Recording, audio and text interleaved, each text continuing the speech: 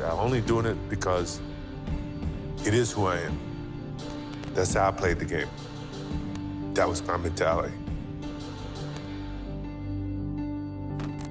If you don't want to play that way, don't play that way. Break.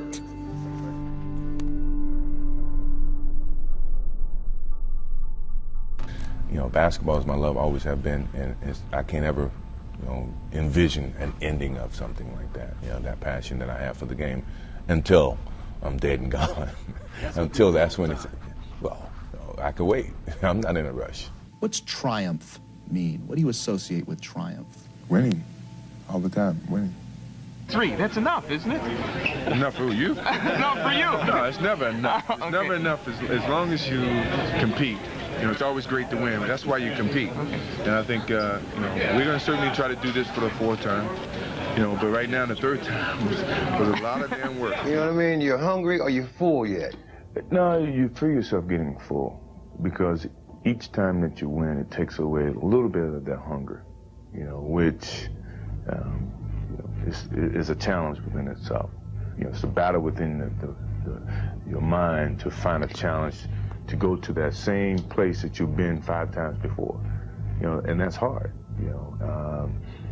When people say, well, the first one was the hardest, no, the last one's the hardest, because you're battling with yourself. If I can really elaborate on why I said myself more so than another athlete, is that because a lot of times I had to battle with myself to keep challenging myself. That to me was why I would say that the biggest battle was myself, because when you get to a certain pinnacle, you got to find some ways to keep going out there for 82 games. Do you think you have a gambling problem at all?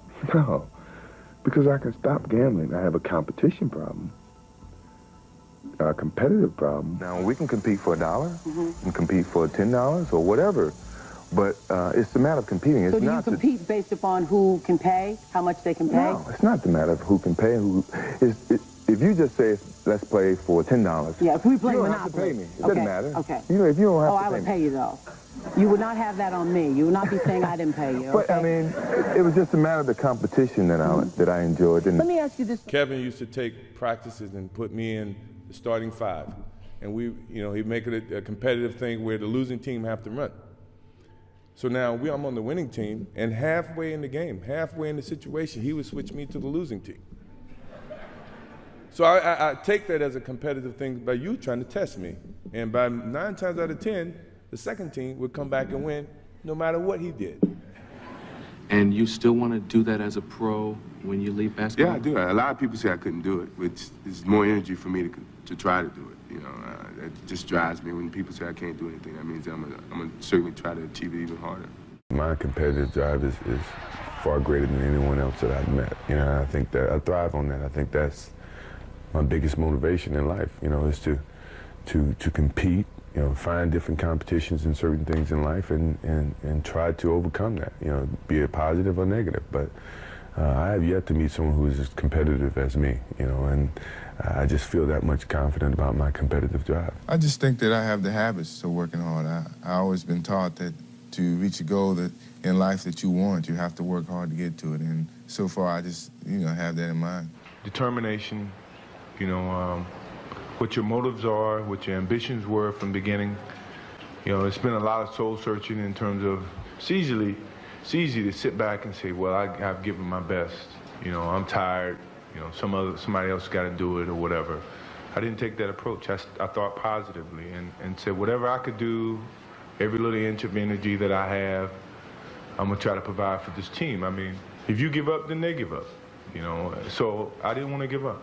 No matter how sick I was, or how tired I was, or how, low on energy I was, I felt the obligation, to my team, to the city of Chicago, to go out and give that extra effort so that we could be here for the 5th championship. How's the transition been from college to the Olympic experience and now to the NBA? Well, I think it's been pretty easy. I think the Olympic was kind of pre-professional level. It was fast-paced, it was physical, and that's just the type of NBA game is. And, coming on this level is a brand new start for me, and I have to start from the bottom and work my way up. So, I think the hard work is ahead of me, and I'm willing to take on that challenge and go out and play the best I can. Have you got enough left to carry this team if you have to carry them? I hope I don't have to, but I'm the type of player that I'm going to leave everything that I have on the court, and hopefully that's enough. I was beat down because of the physicality of what was happening within the game, and I didn't have it to compete with them.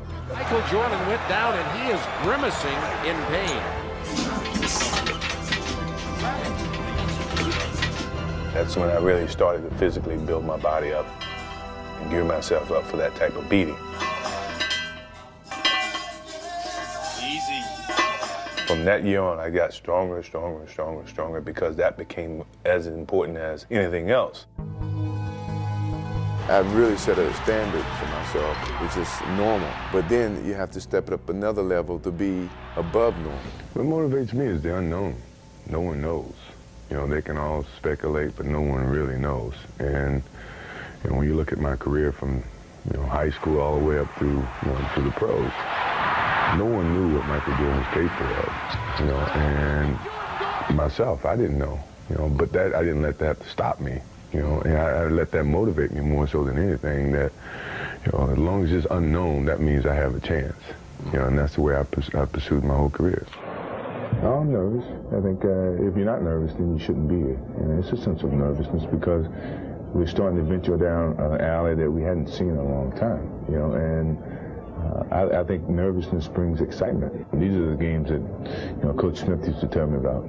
These are the fun games. When the anticipation is so high and the expectation is to go out and play a hard game and let whoever put the hardest work on the basketball court decide to win, and who's going to win. And it's no different. Nobody said that Chicago Bulls are immune to this. I think this is a gut check for us, and I kind of like it. No, for one time, my principal advised me to go to an Air Force Academy because he felt that after I finished college, I have a job.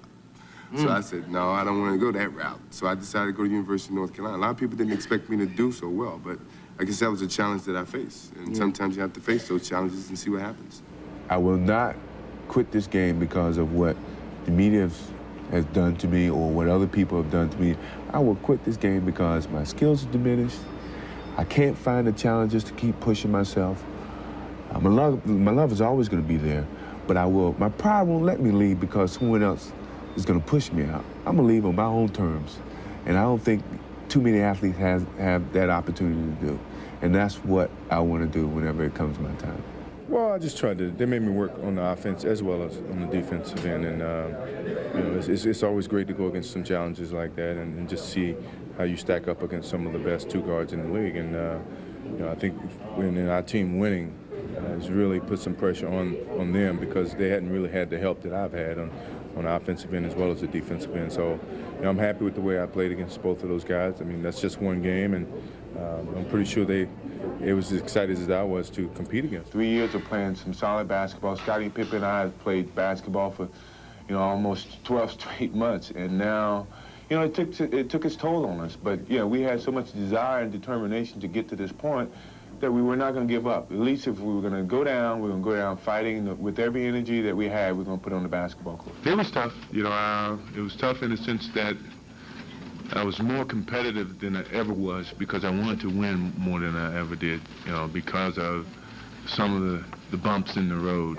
For a competitive junkie like me, golf is a great solution because it smacks you in the face every time you think you have accomplished something. Oh!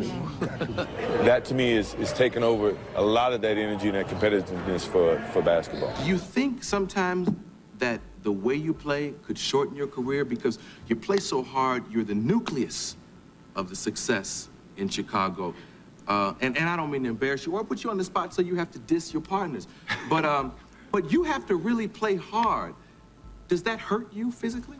No, because when I play hard all the time. There's no turn it on here, turn it off here. It's just 110% at all times. So, if I burn out, I burn out. That means my career is short. I go play golf somewhere. Yeah. But I just never, in my whole life, I've never paced myself. It's all just go out and do your best. And a lot of people worry about me burning out. And I never had the time to worry about it. It evolved to be more of a mental challenge for me than a physical. And that's one of the reasons that I still play the game, because I can challenge myself. I never feel that I'm at my best. I feel I still have room to improve. I still set goals for myself to strive for. I'm never complacent with what I've achieved. Even though it's been very successful for me, I still feel I have a lot to prove, not just as a player, but as a person, as a father, to some extent, as a role model in all aspects. So I'm never really too complacent with myself or with what I've achieved. When I get to a point where I feel I can improve as a player, I walk away from the game. I still feel that I have a plateau that, you know, I hadn't reached yet in terms of my skills or my expectations of myself. You know, I'm always going to expect myself to do, you know, certain things or surpass certain things. As long as I believe that, then, you know, my road to success is going to continue to expand. I mean, what else can I say? The next year I come back, I broke my foot. I was out for 65 games. And when I came back, I wanted to play. You know, here in the doctors, they came up with this whole theory that you can only play 7 minutes a game, but I'm practicing 2 hours a day. You know, I'm saying, well, I don't agree with that math, you know. And back then, it was about whoever had the worst record get the most balls and the ping pong balls, and, you know, you can decide what pick you're going to have. But I didn't care about that. I just wanted to win. I wanted to make the playoffs. You know, I wanted to keep that energy going in Chicago.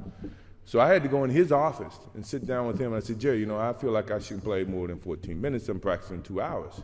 He says, MJ, I think I have to protect the long term of investment that we've invested in you. And I said, Jerry, I really think I should be able to play. He said, let me ask you this. He said, if you had a headache, and, you know, at that time it was about 10% chance that I can re-injure my ankle or my foot. He says, if you have a headache and you got 10 tablets and one of them is coated with cyanide, would you take the Tylenol? And I looked at him, I said, how bad is the headache? Depending on how bad the headache.